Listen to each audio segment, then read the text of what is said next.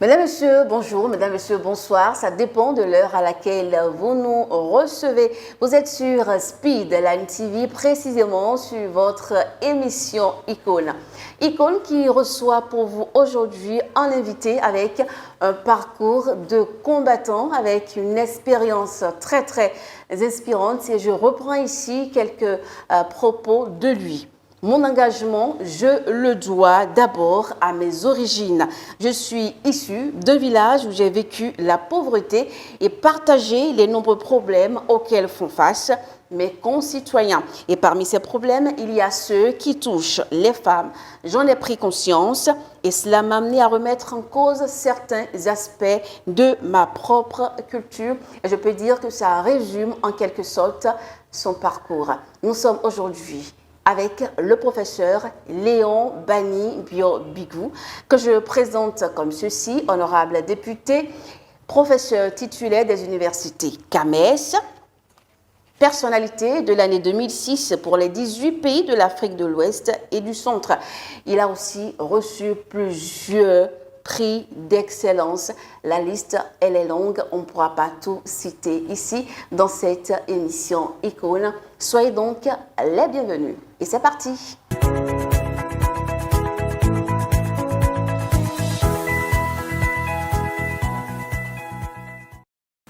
Alors, aujourd'hui, dans Icône sur Speedline TV, nous sommes avec notre cher professeur Léon Bani Biobigou. Merci à vous. Biobigou. Biobigou. Ah oui, merci bien, madame Lucien. Merci à tous les membres de votre équipe. Merci pour tout ce que vous faites, justement, pour faire avancer les mentalités, les comportements par rapport à notre pays, par rapport à notre continent, l'Afrique. C'est extrêmement important. Nous sommes très heureuses de vous recevoir dans cette émission. Non, c'est moi qui vous dois vraiment cette reconnaissance pour avoir pensé à nous. Alors, professeur, lorsqu'on retrace un peu votre parcours depuis la base, on constate que vous avez intensifié votre lutte pour le bien-être des femmes, le bien-être des enfants, et qui dit femme, qui dit enfant, parle de la famille. Absolument, pourquoi? Absolument.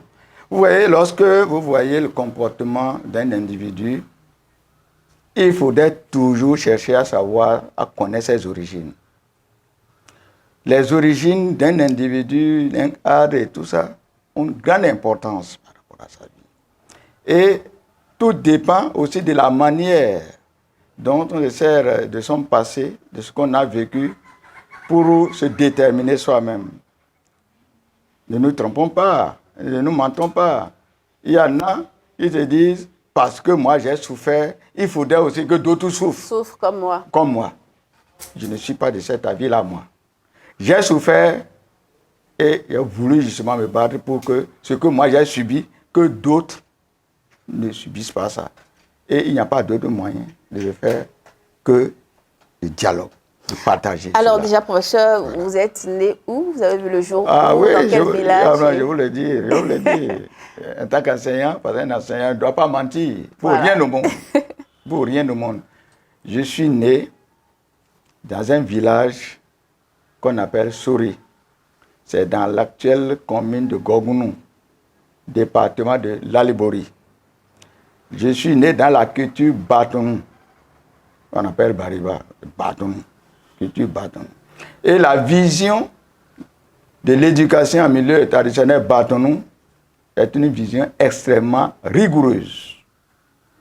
Parce que c'est une culture où déjà dès le bas âge, déjà même depuis que l'enfant est dans le ventre de sa mère, les dispositions qu'on prend pour chercher à savoir quel serait l'avenir de cet enfant-là qui est en gestation.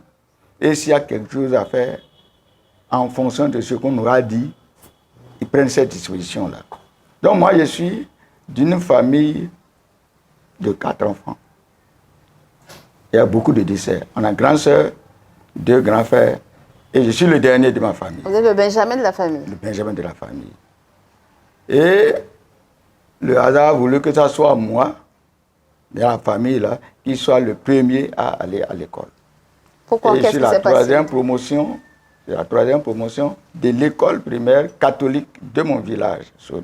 Et ce qui s'est passé, c'est que tous mes grands frères étaient tous grands. Tous, les grands. Donc, le dernier, quand on dit, chaque famille doit donner un enfant à l'école. Bon, moi, j'avais mon champ et tout. Bon, j'étais le plus jeune. C'est comme ça qu'on m'a c'est-à-dire qu'au moment où eux avaient l'âge d'aller à l'école n'existait pas encore dans le village. L'école n'existait pas. J'ai dit, je fais partie de la 3e promotion dans mon école à Sori. Vous êtes chanceux alors. Je ne sais pas, c'est le destin. Oui. Et parce que vous savez, on ne vient pas par hasard à ce monde-là, par rapport à une mission. Oui. Bon, après, on le comprendra. Et quand j'ai dit, et l'école était à 7 km, parce qu'on était avec mon papa, mes grands frères, dans une ferme de culture qui est à 7 km de l'école. Il faudrait faire 14 km aller-retour pour ça. Matin et soir. Tenez-vous tranquille, pieds nus, pas de chaussures. Pieds nus. Donc quand on quitte l'amour là-haut jusqu'à l'école, en dehors des champs, il n'y a pas d'autre amour. Il fallait se lever très tôt. Il fallait se lever très tôt. Au point où, arrivé à un moment donné, le jour, mon maître a découvert d'où je venais. Parce que les soirs, on disait à l'école, mon travaux manuels et tout. Dès qu'il a découvert la distance que je parcours par jour pour venir, il m'a dispensé. Donc, lorsqu'on commence, il faut qu'il rentre. Dès que les cours finissent, vous rentrez. Exactement. Donc, voilà comment je fais. Et, bizarrement... Mais est-ce que vos grands frères n'étaient pas jaloux puisque eux n'ont pas eu cette chance-là d'aller à l'école? C'est mon grand frère, justement, qui dit, mais nous ne pouvons pas rester tous aveugles.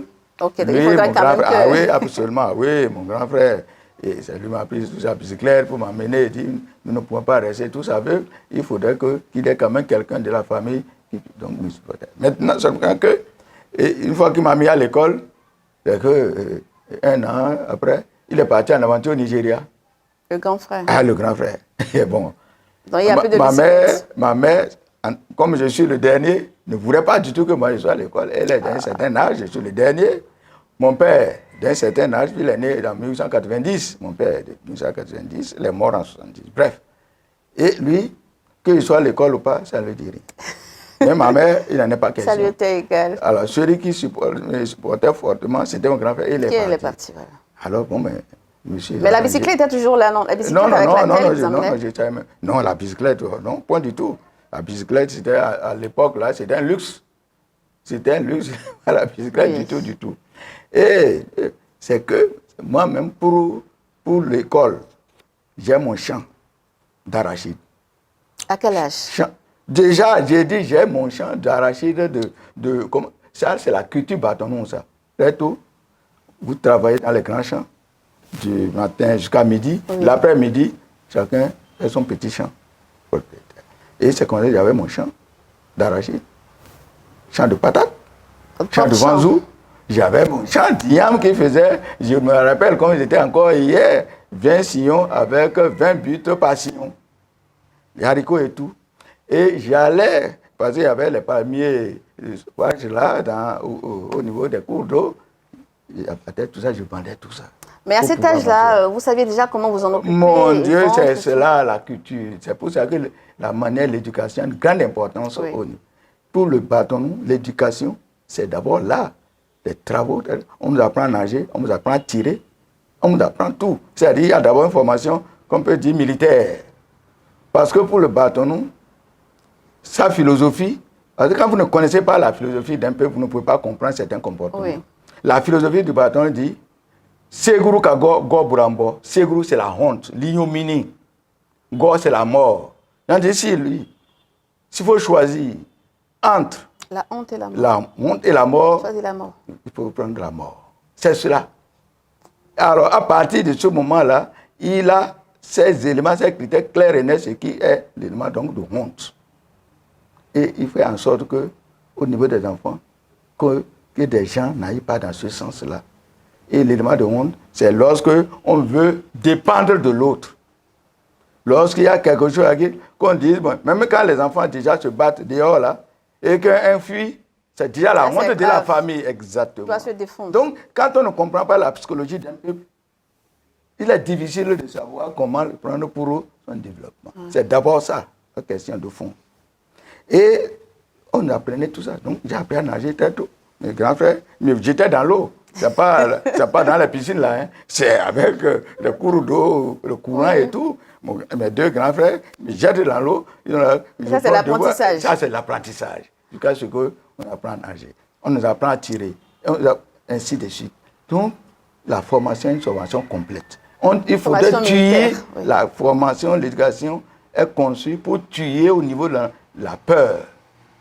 La peur. Ça fait que si les enfants se bagarrent dehors là, et que coup pour rentrer, les parents le tapent encore plus fort pour qu'il aille vers le danger. Mieux, lorsque chaque fois les enfants se querellent, donc les grands frères, maintenant cette fois-ci là, on va voir ce que vous avez fait. Allez. Vous bagarrez. Vous bagarrez là. Quand on te met 2 fois, 3 fois par terre, bon, vous commencez pas à vous respecter. Vous comprenez? Ça, oui. Donc, c'est une formation à la fois militaire, de dignité, d'honneur et tout ça. Ça fait que la mort face à ces choses-là, la mort, c'est rien du tout. Il dit le jour de la honte, la mort est souhaitable. Mais lorsque vous étiez enfant, est-ce que vous étiez forcément d'accord avec cette éducation? Alors là, moi, c'est une éducation rigoureuse. Elle est rigoureuse, moi, j'étais d'accord, sans vous mentir. Parce qu'on forme la personnalité dès le bas âge. Mais c'est pas après que vous vous êtes rendu compte que c'était une bonne formation. Non, mais c'est une bonne chose. Mais à 5 ans. Bien sûr, quand on est petit, on suit ça. Mais et par la suite, par rapport à la vision, lorsque on réfléchit, on voit la manière dont on apprend à lutter, à tirer, tir à l'arc. Je dis bien sûr à l'arc. Oui. Et les cibles, c'était des termitières à des distances données. Donc, on veut former des tireurs d'élite. On veut former des gens courageux de telle manière que lorsque il y a la guerre et tout ça là, tout le monde est déjà été pour se défendre. Alors, dans cette ambiance-là, dans cet environnement, est-ce que quelque chose ne vous a pas choqué entre-temps dans cette culture-là? Choqué, comment on appelle, par rapport à la culture, avec recul, quand j'ai regardé, quand j'ai observé, d'abord, première chose, lorsque on dit la femme, très souvent quand j'écoute les conditions de la femme, et par rapport à ce qu'on entend comme discours par rapport à la femme est ceci, la femme est cela, j'ai fait des analyses claires et nettes pour voir par rapport à la vision, par rapport à la question de mariage.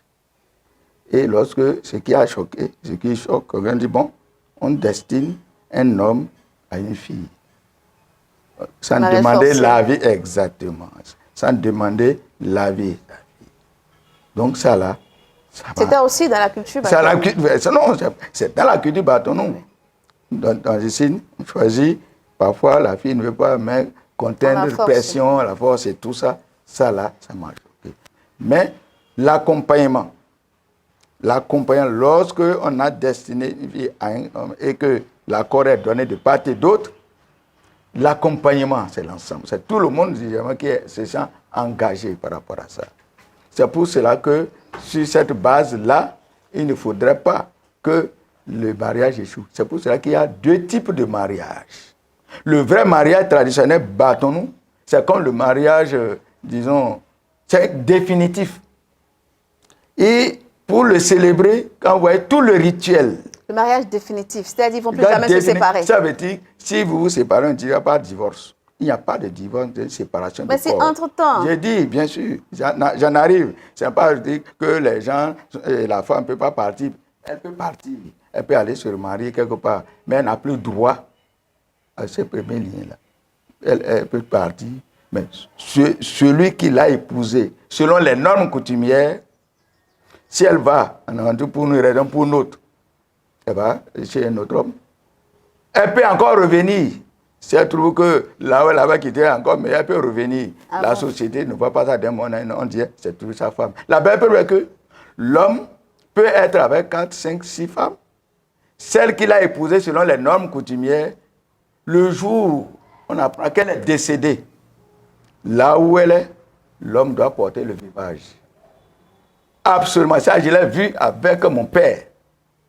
Même si elle est partie. Oui, même si elle est partie. Si elle est partie, si elle est chez elle, ou bien si elle est décédée là-bas. Mais celle qui l'a épousée, elle se remarie. J'ai dit, ce remariage là, ce n'est pas le mariage pour le bâton, non. On dit, ou croix, on a seulement pris une femme. Mais on n'a pas, ce n'est pas le mariage, c'est pour le bâton. Le vrai mariage, les dispositions que le bâtonneau prend pour prononcer le vrai mariage, tout le rituel qu'il y a, une fois que c'est prononcé, c'est définitif. De telle manière que si c'est l'homme qui venait d'être le premier à décéder, quand bien même la femme n'est pas là, là où elle est, si elle est chez un autre homme ou bien chez elle, elle doit porter le vivant parce que c'est son mari qui est possédé. Même chose pour l'homme. Si la femme était encore chez elle ou bien chez un autre homme, elle décède, c'est sa femme qui est décédée. Il doit porter le vivant. Donc ce qui est valable pour l'homme est valable pour la femme. C'est en cela que quand les gens font développer un certain nombre de théories, ils disent cherchons à connaître nos cultures pour pouvoir développer un certain nombre de théories. Alors, cette tradition bâtonneau, est-ce que vous l'épousez? Moi, là, ça, là, ce qui est valable pour l'homme, que ce soit valable pour la femme, je l'épouse. En termes d'égalité de genre, je l'épouse. Moi, je l'épouse. Sinon, il y a tout de pas dans la société. Moi, ça, là, je l'épouse, ça, là. Ce qui est valable. Quand on le dit à la femme, à partir du regard de l'extérieur, on dit la femme est brimée, la femme est ceci, la femme est cela.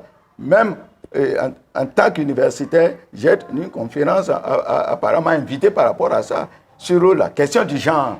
J'ai dit, c'est pas là qui vont venir nous parler du genre. Changer notre tradition. Ah oui, absolument. Et je leur ai dit, ils m'ont invité.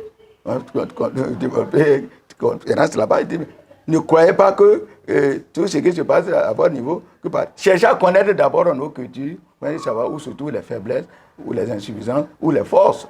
Mais pas venir nous imposer les choses à partir de leur vision. C'est clair et c'est net. J'ai dit, jusqu'à présent, quand le mariage est célébré, selon les normes coutumières, ces liens-là sont définitifs. Il n'y a pas notre instant pour dire, terminer, le mariage, le lien de mariage est coupé. Non. Mais quand ce n'est pas célébré selon les normes coutumières, un rituel, ça c'est un engagement.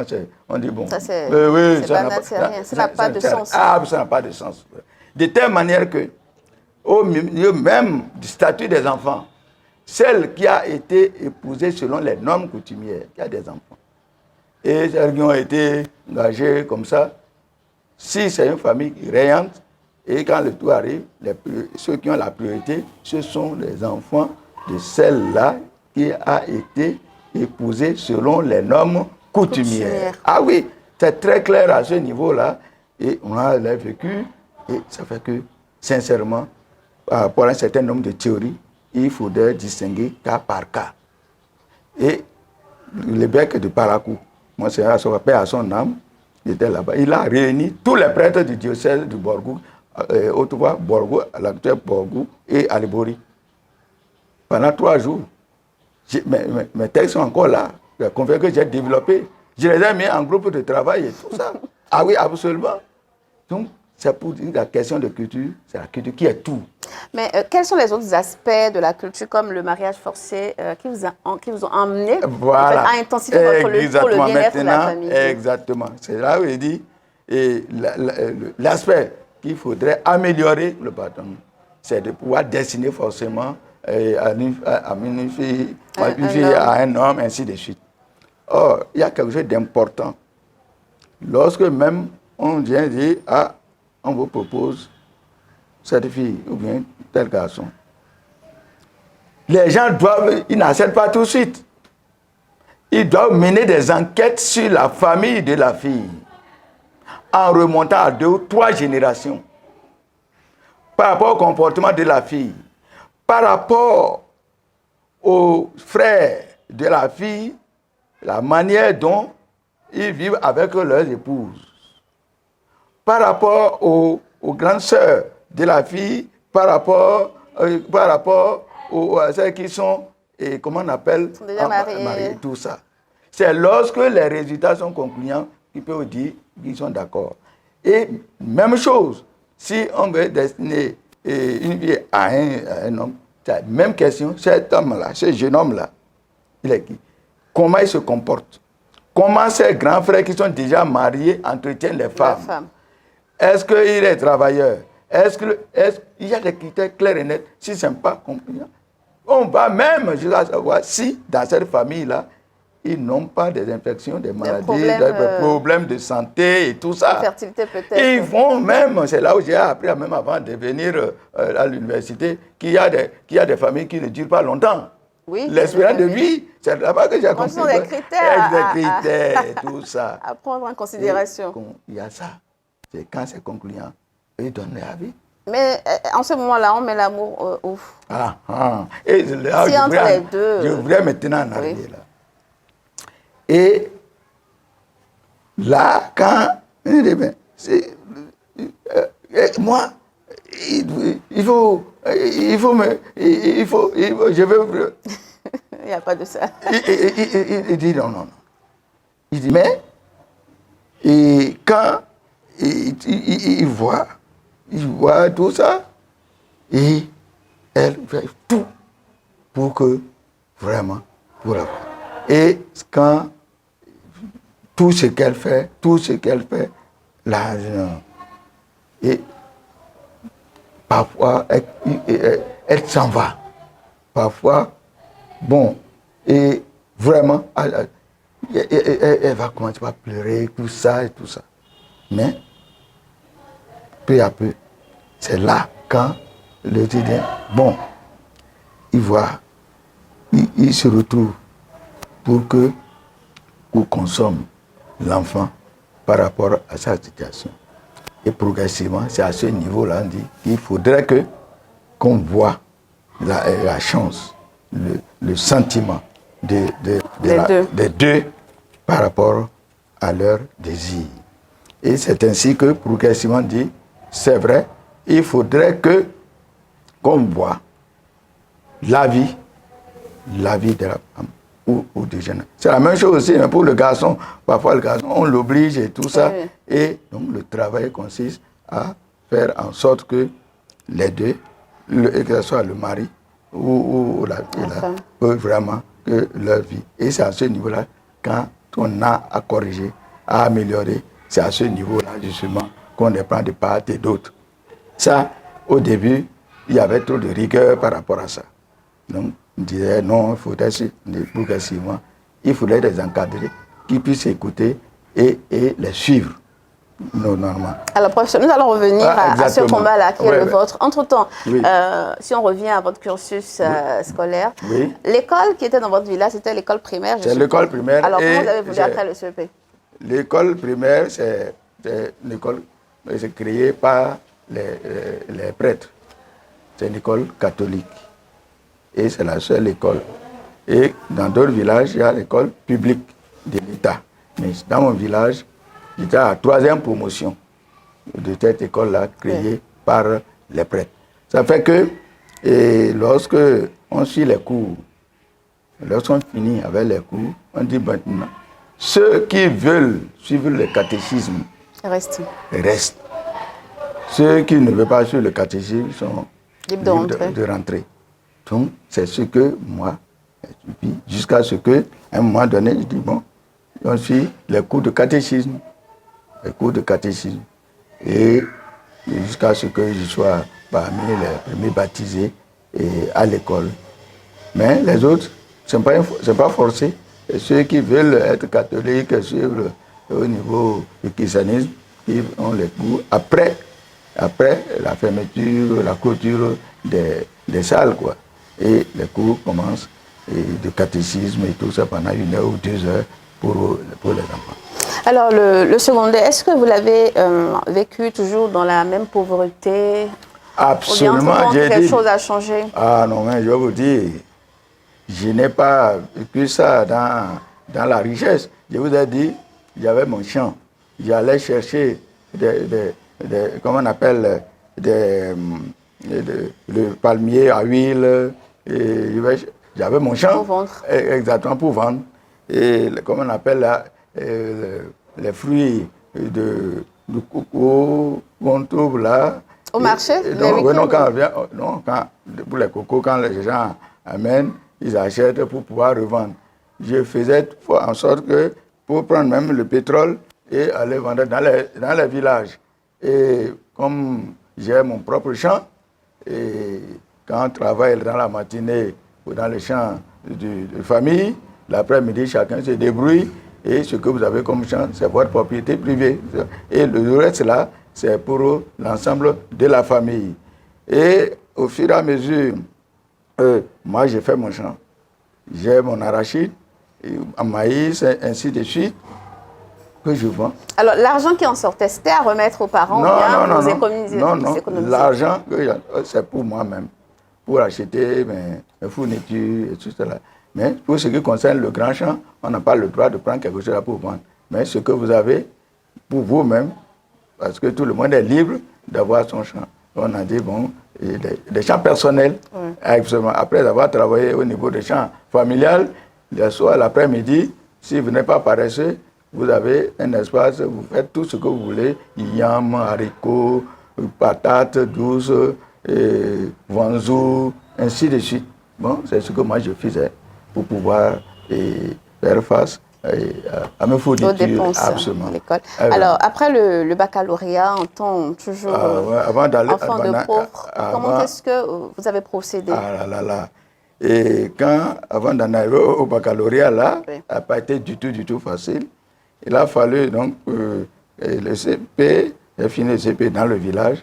Maintenant, comme on n'a pas de collège, à partir de la 6e, moi je suis allé en 6e à Parakou. Mais c'était le petit séminaire de Parakou, Saint-Paul, donc de Parakou. Non, dans de Fatima plutôt. Non, oui, un internat. Oui. Et Fatima à Parakou. C'est là où j'ai fait ma CM et jusqu'au BPC. Et quand j'ai eu le BPC, les gens avec qui on a eu le BPC, même âge à peu près dans la commune, tout de suite, c'est de pouvoir aller dans l'enseignement, pouvoir gagner. J'étais le seul à dire, mais à poursuivre. À poursuivre. J'ai dit, ça ne va pas, j'ai au moins le CP. Je suis allé en seconde, et là, cette fois-ci, à Boycon, encore de Djimé, à Boycon. Vous avez de la famille là-bas? Non, quand j'ai fini, quand j'avais mon père. Il n'y a pas de famille, c'est un internat. Un internat. Oui. Et c'est là où j'ai fait le PECT et mon bac en 1974.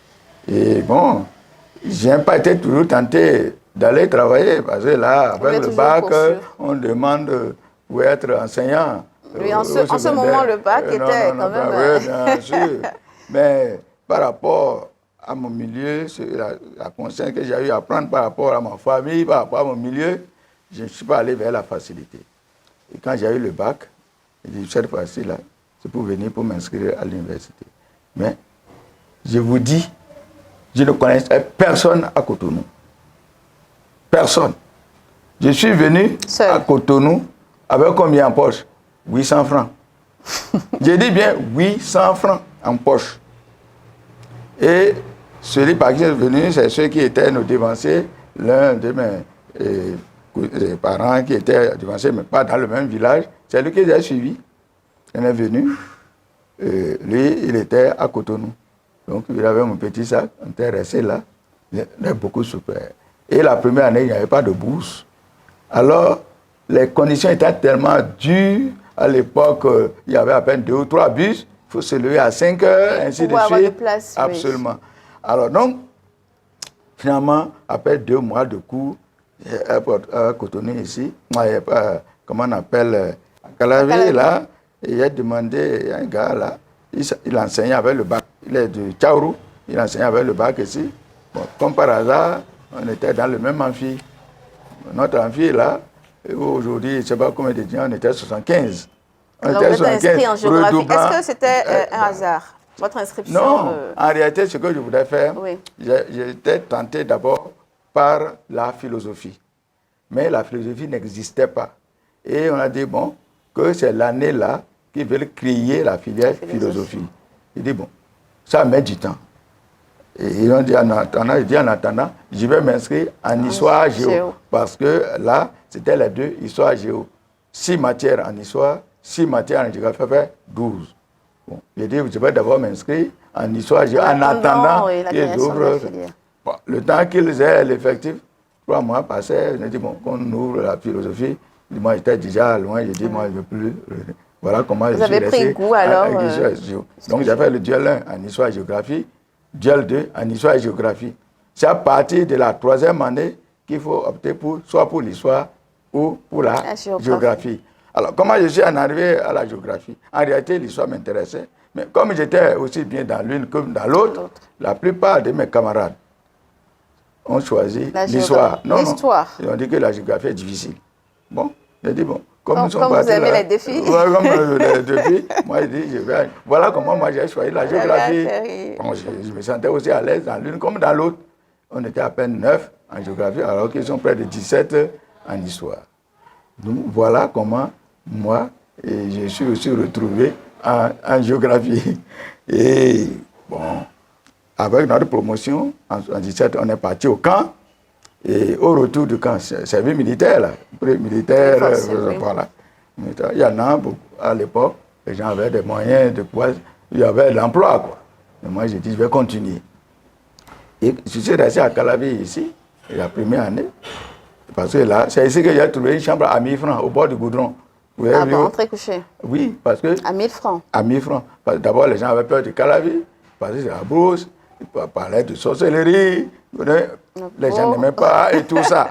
Bon, comme moi, je n'avais pas d'argent et tout, j'ai trouvé une chambre ici, à 1000 francs. Voilà comment je suis resté à Calavi avec ça. Bon, j'ai permis qu'il y en arrive là, à pouvoir trouver quelque part. Vous avez fini en beauté ce cursus universitaire. En première année, ce qui était bien, lorsque vous êtes sans bourse et que vous arrivez à passer en 2e année, quelle que soit la moyenne, l'État vous accordait la bourse.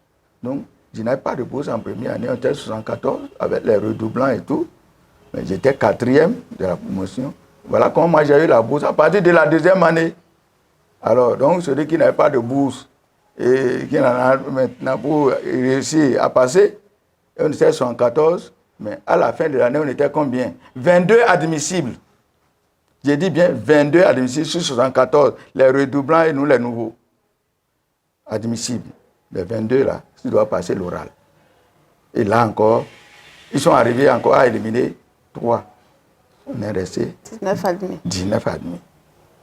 Alors, par rapport à ceux qui se plaignent que pour l'admissibilité, pour le passage, ils n'ont qu'à voir là, si c'est un passage en masse. Parce qu'il y avait 2 à l'oral. Il y a l'écrit et l'oral. Et c'est 2 professeurs, n'est-ce pas, qui ont l'oral, il n'y a pas un seul professeur. Chacun pose des questions et tout ça. Donc voilà ce que nous en avons suivi. Et nous étions là, on est partis en mission. Au retour de la mission, on dit bon, il faudrait que l'école normale s'ouvre, l'école normale supérieure de Porto-Novo, parce qu'il n'y a pas d'enseignants secondaires, professionnels formés, ainsi de suite. Ils ont demandé à tous ceux qui voulaient être à l'école normale de déposer leur candidature. Moi, j'aimais l'enseignement. J'ai déposé mon truc. Mais il y avait très peu qui voulaient l'enseignement. Alors, comme le gouvernement ne voulait pas à l'époque qu'il a échoué, alors il a fermé, le gouvernement a fermé toutes les facultés concernées par l'école normale. Et les gens qui avaient quitté pour aller trouver un emploi, le gouvernement les a fait débaucher. Ou bien vous êtes à l'école normale, ou vous êtes, c'est ainsi que beaucoup de nos camarades sont partis en Côte d'Ivoire, au Gabon, un peu partout. Moi j'ai dit, je ne quitterai pas le Bénin, mais je vais me battre. J'ai dit, moi là, personne ne me fera quitter le Bénin. Mais je me battrai comme je peux. Pourquoi aller dire? Voilà comment je faisais partie de ceux qui sont restés. Et on est sorti de cette école-là. J'étais major de ma promotion des géographes et géologie formé à l'école normale supérieure, option sciences naturelles. J'étais le premier de ma promotion. Et comme ça, le ministre m'a demandé, en tout cas, ils ont demandé ceux qui sont majors dans leur filière là, ils n'ont qu'à choisir leur poste d'affectation. Avant, ils avaient menti. Ils ont promis de dire, bon, comme c'est la première promotion, que les premiers, les majors, on devait les envoyer directement faire leur 3e cycle à l'extérieur. Moi, j'étais premier. Mais ils ne m'ont pas envoyé. Il y avait encore des magouilles. Voilà, je connais un peu le Bénin là. Donc, c'est là où on dit, bon, on m'appelle pour dire, les autres, ils vont les affecter là, ils viennent. mais à moi, comme j'ai été major, là, de choisir mon poste d'affectation. Comme moi, je sais que je n'ai pas fini. Madame m'a dit, ah oui, moi je sais comment je vais mener ma vie, je sais que je n'ai pas fini. J'ai dit, je vais rester à Cotonou. C'est ainsi que j'ai choisi Bégamé. Alors, l'histoire, voilà, elle est très intéressante. Professeur certifié, oui. Professeur certifié, formé, première promotion, formé à l'École normale supérieure de Porto-Novo. Une voilà histoire très intéressante, oui. On va en apprendre davantage tout à l'heure, juste après cette pause publicitaire. Les entreprises qui survivent après 5 ans d'existence sont celles qui savent se vendre. Et les statistiques montrent aujourd'hui qu'elles représentent juste les 40%. Alors, pour une meilleure visibilité de vos produits et pour que votre entreprise fleurisse, Speedline TV vous offre des canevas. Vous qui êtes dans l'immobilier, dans la restauration, dans le tourisme, dans les organisations religieuses et j'en passe, venez vous faire connaître à des prix défiant toute concurrence. Speedline TV, votre télé. Windek, la série angolaise, débarque sur Speedline TV. Ce télénovelas oscille entre amour, glamour et humour. Tu as bien convoqué tout le monde comme je te l'ai demandé. Quand tu voudras, on pourra commencer. Vous n'allez pas me faire revivre l'expérience de ce vol à l'arraché. Plongez-vous dans l'univers de la famille Voss, une famille haute en couleur. Windek, c'est du lundi au vendredi à 22h, rediffusion du lundi au vendredi à 10h. Votre série Windek démarre sur Speedline TV le lundi 11 octobre 2021. Maman, tu ne vas pas croire ce qu'il vient d'arriver. Bande de crétins! Enda, où est-ce que tu es? Bienvenue en enfer. Je ne vais pas rester ici longtemps. La question est comment tu vas sortir. À partir du lundi 18 octobre 2021, Speedline TV vous offre un format XXL de l'actualité sportive nationale et internationale. Tous les championnats, toutes les disciplines sportives seront au rendez-vous dans Speed Sport. Avec nos consultants, nous allons analyser, décrypter l'actualité sportive de tous les continents. Speed Sport, c'est tous les lundis à 21h, redivision les mardis à 11h. Prenez le rendez-vous.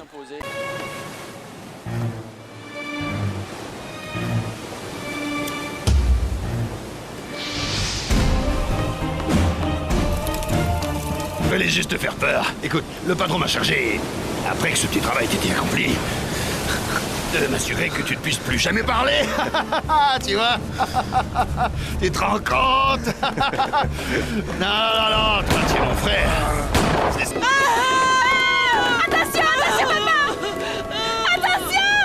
Papa, le plancher s'effondre! Marde et Amor, secret de famille, intrigue, amour, jalousie et vengeance. Marde et Amor, du lundi au jeudi à 20h, rediffusion les samedis à 10h. Waouh! Mais comme tu es jolie, Elenita!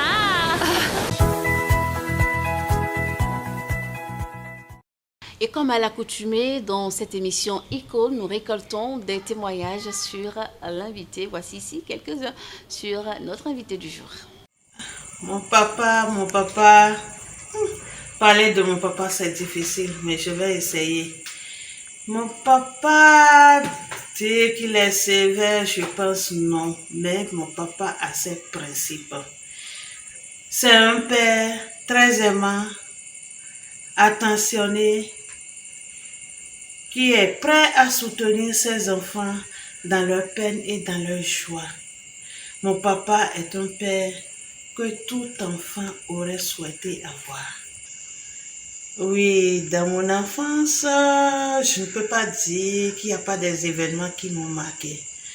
Je me souviens bien quand j'étais au cours préparatoire CICP, lorsque je voulais que mon papa me donne surtout de l'argent pour acheter mes biscuits et ABC, acheter mes bonbons et les sucettes, ainsi de suite.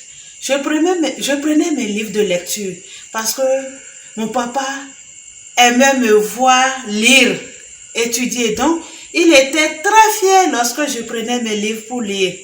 Et tout de suite, quand je fais ça, je vais vers lui, je dis, papa, je vais te faire une lecture.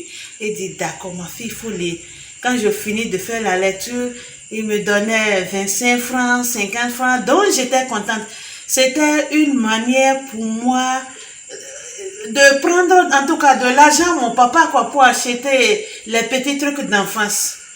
Ça m'a marqué positivement. Mais ce qui m'a marqué plus ou moins négativement, et quand mon papa devrait continuer ses études, c'est-à-dire il devrait quitter le Bénin pour l'extérieur, il m'a confié aux religieux. Bon, me confier aux religieux, ce n'était pas trop ce qui m'a marqué négativement. Mais ce qui m'a marqué le plus, c'est que j'étais tellement attachée à mon papa. J'étais tellement attachée à mon père. Donc, du fait qu'il me laisse chez les religieux durant des années, je me suis sentie coupée de ma famille. Je me suis sentie sans amour et je me suis sentie orpheline. Cela m'a marqué, cela m'a vraiment marqué parce que je me dis, bon, l'être, celui que j'aime le plus au monde n'est pas avec moi. Pour moi, en ce moment, même étant petite là, je me disais toujours que la vie n'avait pas un sens pour moi. Mais Dieu merci, mon papa m'est revenu et l'amour a continué. Comme tout bon père, j'ai reçu une bonne éducation de mon papa. J'ai reçu une très bonne éducation. Et il m'a appris à me battre toute seule. Il m'a appris la vie en société. Il m'a appris à avoir la patience en toutes choses, à accepter les coups de la vie, à vivre, à aimer mon prochain et surtout la crainte de Dieu. J'ai toujours gardé la relation d'enfance avec mon papa. J'ai toujours gardé une bonne relation d'ailleurs, parce que mon père, il est tout pour moi. Je dis bien, je mesure mes mots, je dis mon papa est tout pour moi. Il est à la fois mon papa, ma maman, mon ami, mon confident, il est mon tout. Depuis mon enfance jusqu'à aujourd'hui, mon papa est tout pour moi, donc j'ai toujours gardé les relations. Naturellement, c'est un bon professeur, et en témoignent même ces étudiants qui ne cessent de défiler à la maison. Mon papa est un bon enseignant. Ce que j'apprécie chez mon papa, c'est qu'il est à l'écoute de nous, ses enfants. Il est à l'écoute lorsque nous avons des situations. Notre papa nous montre le chemin, comment faire pour se sortir d'affaires, que ce soit des situations négatives ou des situations positives. Notre papa sait toujours nous écouter et il arrive à nous aider à sortir de cette situation, à nous donner des conseils et pour qu'on puisse affronter tout ce qui se présente à nous. Ce que je n'apprécie pas beaucoup, étant toujours mobile, même à la retraite, il est plus mobile qu'un jeune. C'est pour ça d'ailleurs, moi je l'appelle souvent vieux jeune, parce qu'il est toujours mobile, il est même plus mobile que nous, ses enfants. Il n'a souvent pas le temps de s'asseoir pour discuter avec nous. Moi, j'ai toujours attiré son attention sur ça. Je lui ai dit, j'ai l'habitude de lui dire, papa, tu es à la retraite, nous avons besoin de toi, il faut t'asseoir pour qu'on puisse causer un peu. Donc, je pense que si mon papa m'écoute là, qu'il nous donne un brin de temps, nous, ses enfants, ses petits-enfants, pour qu'on puisse encore, je ne sais pas, pour qu'on puisse encore... pour qu'on puisse rattraper entre griffes le temps qu'on n'avait pas eu pour causer avec lui, parce que nous avons besoin de lui. Un enfant n'est jamais grand pour ses parents, hein. Nous sommes toujours là, nous avons besoin de lui, on veut le voir autour de lui, on veut à tout moment là l'appeler à chaque seconde, papa, on veut t'entendre, donc on veut toujours voir notre papa. Donc, papa, si tu m'écoutes, nous, tes enfants, avons besoin encore de toi à côté de nous.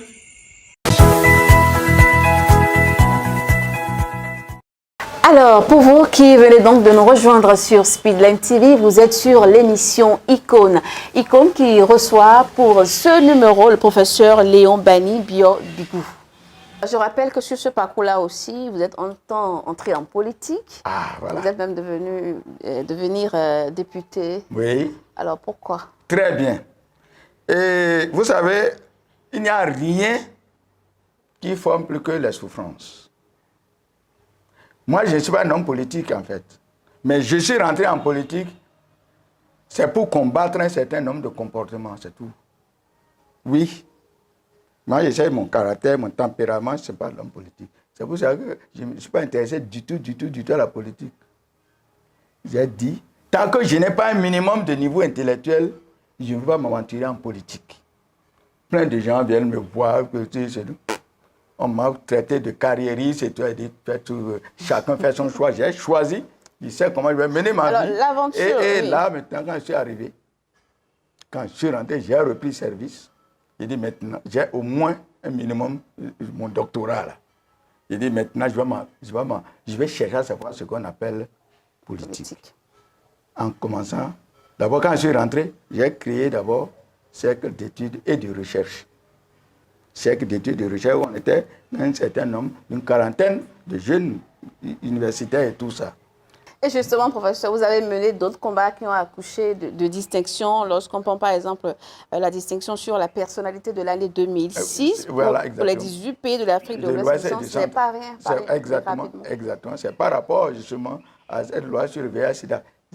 Moi qui ai conçu la loi, et dès que le projet avait dit, ça c'est important, il va falloir que je ralentisse mon rythme, on va en faire une loi type au niveau des pays de l'Afrique de l'Ouest et du Centre, à savoir, comment on l'appelle, le Tchad et le Cameroun, plus les 16 pays de l'Afrique, c'est les 18. Donc, c'est-à-dire qu'on s'est retrouvés donc, à N'Djamena pour adopter la loi type, à partir de monter la loi type sur le VIH-Sida. Et on avait 2 ans pour que chaque pays puisse adapter cette loi à ses réalités et voter. 2 ans. Bon, en 1 an, moi, j'ai fait aboutir cela. Et vous, l'espoir, ce truc de félicitations, personnalité de l'année 2006. Et des récits de gens, on ne voit pas, elles sont nombreuses, hein, on ne voit pas les aborder, elles toutes. Vous avez eu beaucoup de réussite sur votre parcours. En tout cas, oui, il faut le dire ici. En tout cas, alors, pour cette émission, nous allons aborder le dernier aspect, le dernier volet, pour parler de la famille. La famille. Alors, lorsqu'on parle du professeur Léon Bani Bio-Bigou, en tant que professeur, en tant qu'honorable, tout ce que vous voulez, oui. Quel type de père il est quand il est entre ses enfants? Moi, je suis père de 5 enfants. 2 filles et 3 garçons. 2 filles et 3 garçons. Voilà. Et c'est mon épouse, bon, elle ne se sent pas bien là, elle est de la santé, bon, elle est sage-femme, elle est à la retraite depuis. J'ai 5 enfants. Est-ce que c'est toujours cette rigueur-là que vous avez eue quand vous étiez enfant, que vous avez appliquée à vos enfants? Ou bien vous avez dans tous les cas, non, mes enfants, j'ai un qui est au Canada. Il a fait génie logiciel. Il a fini, il est là à la maison. Il est même rentré, ça ne fait pas. Il était venu, quoi. Bon. Alors, pour mes enfants, c'est la rigueur, c'est clair et c'est net. La même rigueur, bien. Seulement ça a diminué un peu. Ça n'a pas diminué. Ça n'a pas diminué. Parce que même pour qu'ils soient devant la télé ou des trucs comme ça, les jours de cours, tout ça là, non. Le week-end, ils sont stricts pour ça. C'est clair et c'est net. Et pour les enfants, il faut vraiment l'écoute. L'erreur que souvent beaucoup de parents commettent, c'est qu'ils imposent leur volonté à l'enfant, sans dialoguer avec l'enfant. C'est ça. L'échec, souvent, ça vient de là. Parce que tous les enfants, parce que vous êtes le père de l'enfant, chaque individu est unique. Même les jumeaux sont différents. Ça, c'est la nature, ça. Chaque individu est unique. Il n'y a jamais deux individus identiques à travers les races et tout ce que vous voulez là. Ça veut dire quoi? Ça veut dire que personne ne peut être complet. C'est d'abord ça. Et ça, c'est à travers... Pourquoi on parle de trucs empreintes digitales? Pourquoi? Ça paraît que vous ne pouvez pas avoir deux individus qui ont la même empreinte digitale, même si c'est des jumeaux, des vrais jumeaux. Donc, malgré la rigueur, vous prenez du temps à les écouter quand même? Malgré la rigueur, non. Quand je les écoute, ils parlent. Parce que la rigueur, mais même la distance. Je dis, voilà, et j'échange avec eux pour voir ce qu'ils veulent. Par exemple, quand il a eu le bac avec mention, il avait la bourse, il a même touché la première bourse. Mais c'est-à-dire le jour où il recevait d'abord ses amis, ses camarades pour le bac, là, ses camarades étaient assis là. J'ai dit à mon fils, j'ai dit, non, si tu ne me dépasses pas, tu n'auras rien fait, moi aussi je n'aurai rien fait devant ça. Il dit, tout ce que vous avez comme bagage, là. J'ai dit, oui, c'est un gros boulot. Si tu ne me dépasses pas, tu n'as rien fait, et moi aussi je n'aurai rien fait. Si ce n'est pas que ça fait un tic dans sa tête. Et il avait même la bourse. Il avait la bourse parce qu'il mentionne très bien au bac et tout ça. Il a touché la première bourse. Et il est venu un soir là. Il dit, papa, je ne veux pas rester au Bénin. Je vais aller. Je ne veux pas rester au Bénin. Il dit, ben, moi, je n'ai fait que la France. Il a fait, bon, on va voir qu'est-ce que tu veux faire, dis-moi. Il est bien pour tout ce qui concerne l'informatique et tout ça là. Il dit, bon. Il dit, ça va. Il dit, non, non, papa, ce que je vais faire là, même les Français ne sont pas encore au point. Il dit, ah, qu'est-ce qui veut faire que même les Français envoient à la chose au Canada, au Québec. Il dit, ah bon, qu'est-ce que c'est là-bas? Je ne savais même pas que tout est passé, Internet, toute la documentation et tout. Et 2 jours après, je reçois tout ça là. Je l'ai appelé. Et il fouille. Et puis, il connaissait déjà tout ça là. Il dit, voilà ce que je vais faire. C'était la filière la plus longue, la plus chère, parce que oui, génie logiciel. C'est la filière. Il dit, Marius, viens. C'est au moment où j'avais commencé la fondation de ce bâtiment là. Là, c'était devenu casse-tête. Non, quel casse-tête? Non, madame, ma vie, c'est très clair. Oui, parce qu'il faut investir. Non, c'est pas les mieux là. Non. C'est la qualité de la formation. Si vous êtes quelque part, vous ne pouvez pas en location et tout ça là, non, ça là, c'est rien du tout. J'ai dit très bien, j'ai arrêté.